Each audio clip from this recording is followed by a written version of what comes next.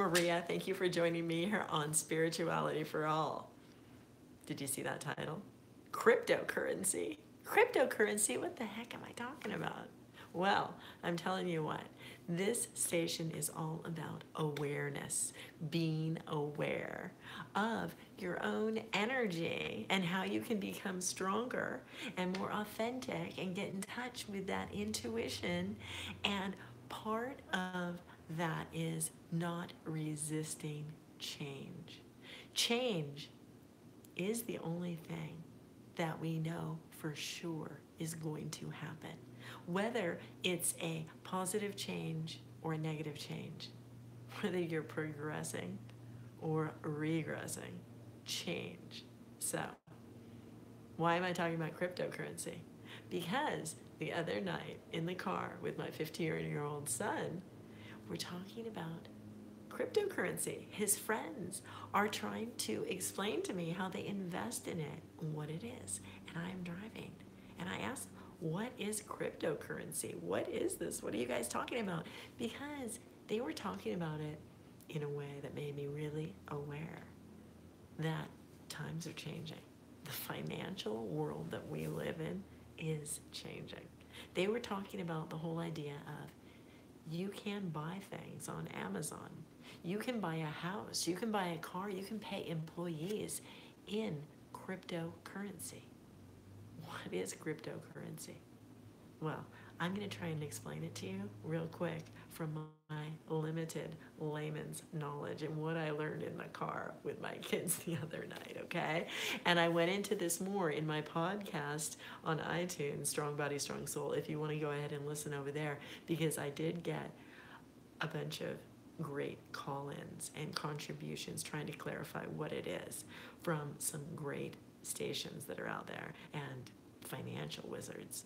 So, but for me, the reason I want to know what it is very simply to know what's going on in the world. I don't need to know exactly how to invest in it or make money in it, or I don't need to do that yet, but I do want to be aware of the changing tide in the world. Okay, so cryptocurrency is a blockchain of numbers. Let's say you go to the ATM and you do a transfer or wire transfer on the computer nowadays, if you're familiar with that ATM transaction. You transfer money between your checking and your savings account, or you move money to someone else, or you withdraw money. There's a number associated with it, a huge number.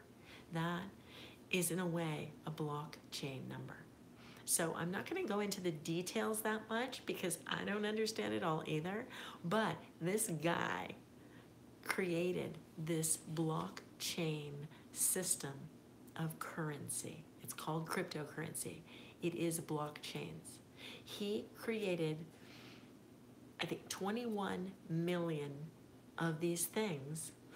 Well, cryptocurrency is that number, is a blockchain. So it's tracing money.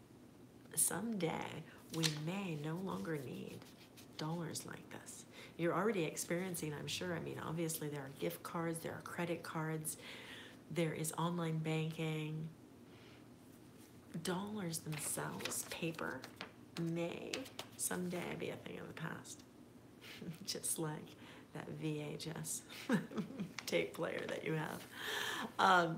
So it is digital electronic money that's out there on the internet somehow.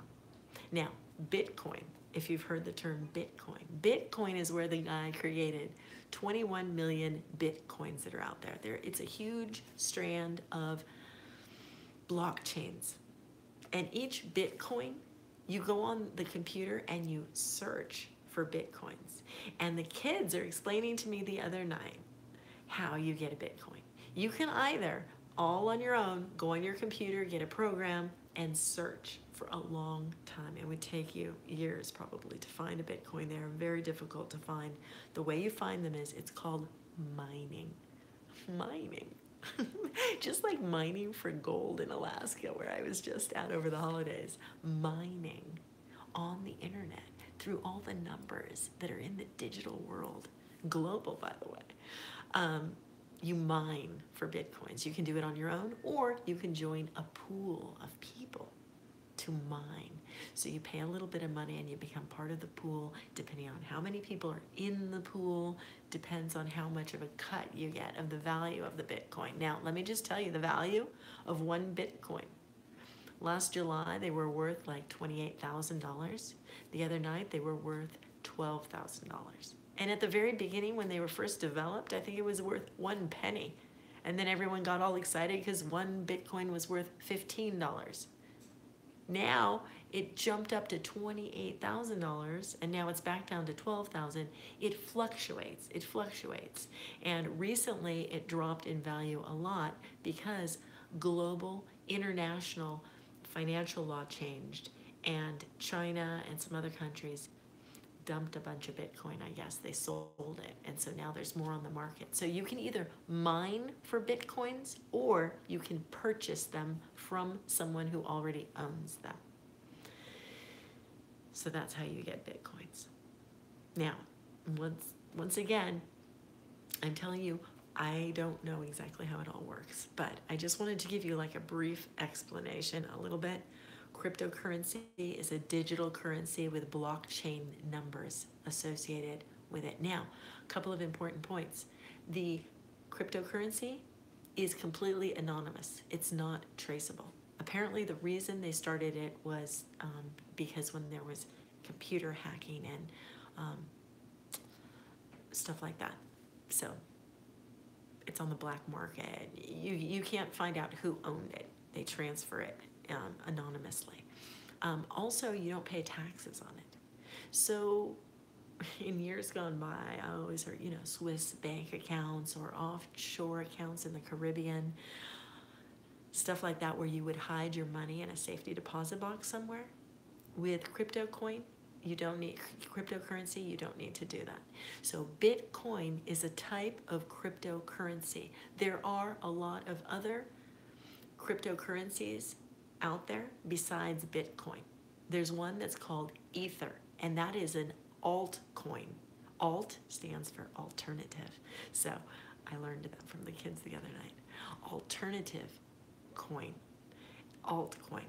Ether is a good one, they tell me to invest in. One of the kids in the car, he's telling me that he's invested. He was in a pool and he owns $4 worth of a Bitcoin. There are thousands of people that are in a pool that he is in.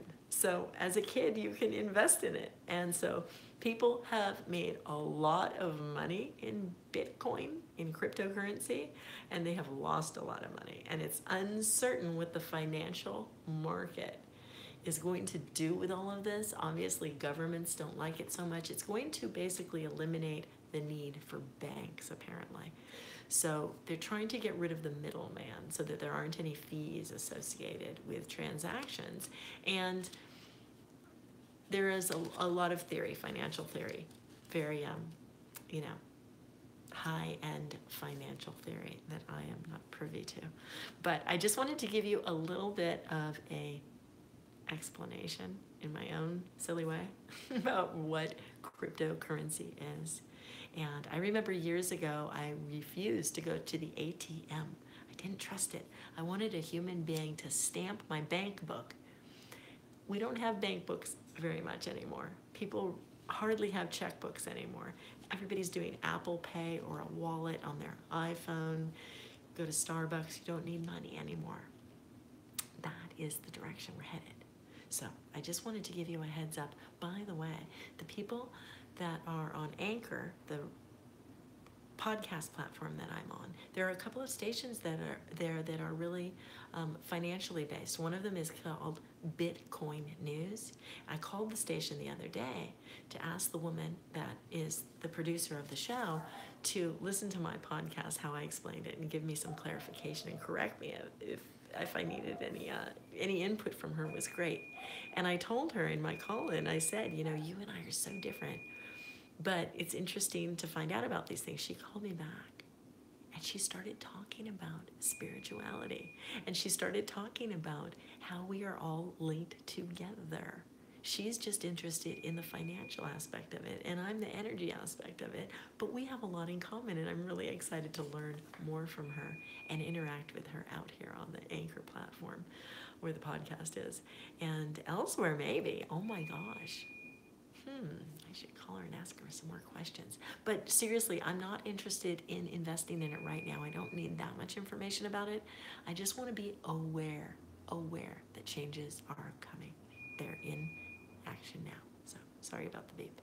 Okay, I'll talk to you soon. I love you very much. Thank you for being here. Thank you for being patient with my limited explanation about this.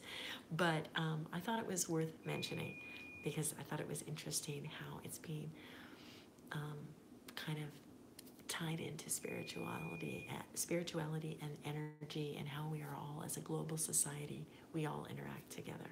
We all affect each other. It's the same with finances. So I'll talk to you soon. Bye.